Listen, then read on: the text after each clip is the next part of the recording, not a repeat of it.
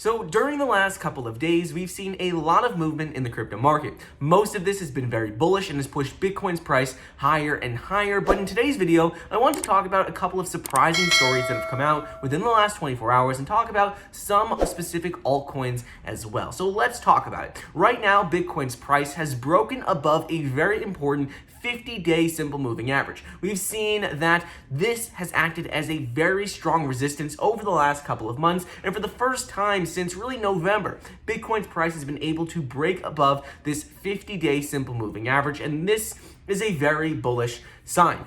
Moving forward, this has historically meant that we are entering the next phase of the rally. We're entering another bull market with the overall market rallying to new record highs. In addition to this, what we have seen is that the crypto fear and greed index, for the first time since November as well, has also moved out of the fear or extreme fear territory and has moved into neutral. This has been a very good sign over the last couple of months because every single time we have seen Bitcoin's price go from extreme fear to neutral, this has always meant that we are started a new rally to new record highs. And this is pretty obvious at this point. Everything is looking much more bullish, but it's exciting to see that Bitcoin, for the first time in months, has gotten out of this extreme fear or fear territory and is starting to move more into neutral and hopefully into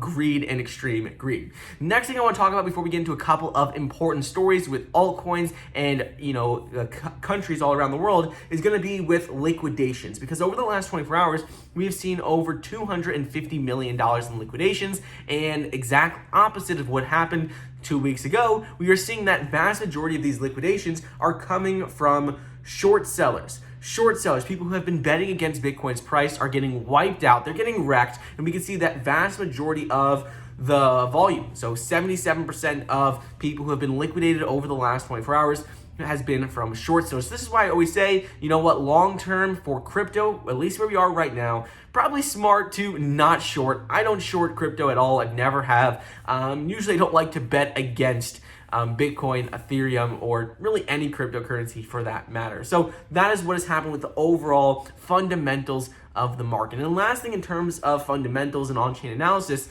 is that for the fourth week in a row, what we are seeing is that overall crypto market has had inflows, according to a new report that came out from CoinShares. We talk about this report every single week, and last week what we saw is that there was a total of $85 million of inflows into digital asset investment products from institutions. And this has been a complete shift. We have slowly started to see institutions pour more and more money back into crypto after the last couple of months in consolidation and a bit of a correction. We're finally seeing them, take a little bit more risk. One key thing though that I found very interesting about this report is that for the 9th week in a row, Ethereum has had significant outflows. Ethereum had $8.5 million of outflows last week, and this is a bit surprising to me because you would think that as the market starts to rally and we're starting to see it bounce back, that a lot of institutions would start to pour money into altcoins like Ethereum and other layer 1 cryptos, but the exact opposite has happened. We've seen a significant portion of inflows go into Bitcoin and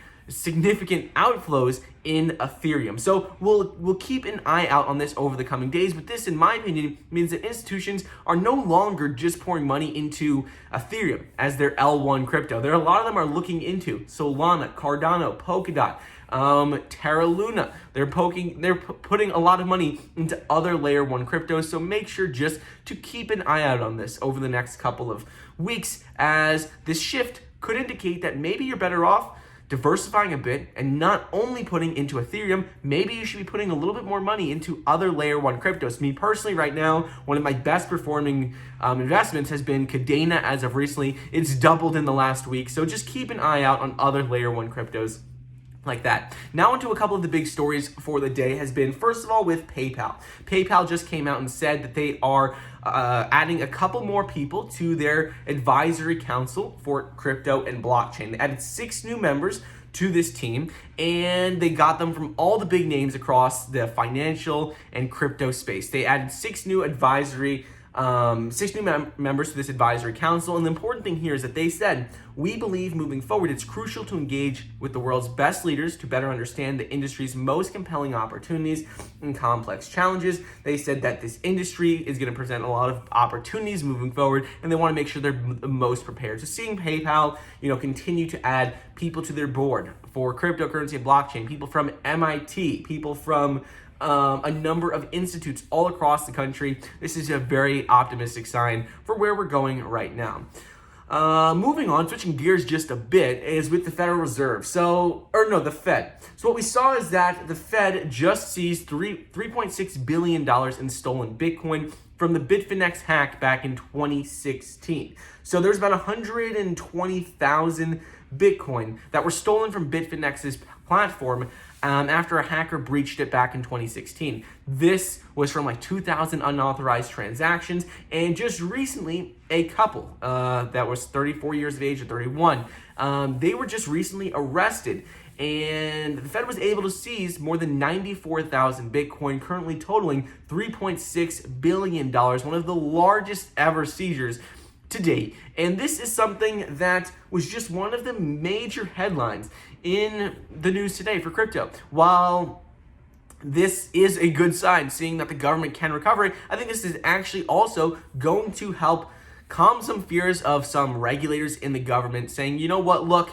there are always going to be hacks, there's always going to be issues, always illegal activity, whether you're talking about US dollars or crypto, there's always going to be illegal activity. But seeing that the government is time and time again able to seize funds, even if they're in crypto, this helps to prove that, in my opinion, because we have seen, hacks happen before, but now seeing that the government is able to get money back, and they have proven it in the past, it's not always as easy, but seeing that they have been able to do this, I think in my mind might help encourage regulators, maybe we should have more of a framework in place, because it's not the end of the world. We just need to make sure we have some sort of legal framework in place for crypto. And then the last story of the day is really going to be with Polygon. Polygon is one of my favorite layer 2 cryptos. I've talked about this coin quite a few times on the channel over the last year, and recently Sequoia just led a $450 million investment into Polygon.